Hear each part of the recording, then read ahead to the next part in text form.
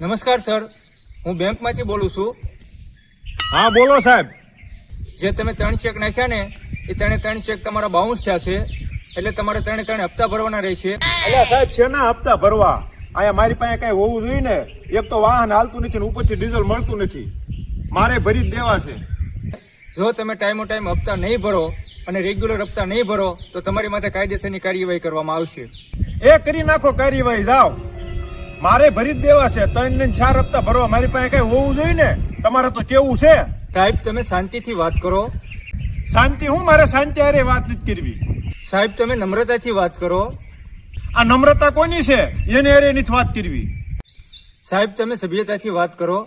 મારે તમને જાણ કરવી મારી ફરજમાં આવે છે.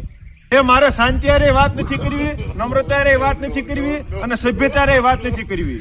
હું બાયુ માણા હારે વાત જ નથી કરતો. તમને બધાને ફાવી ગયું છે. ભી પડે એટલે તરત બાયુને ફોન દઈ દો.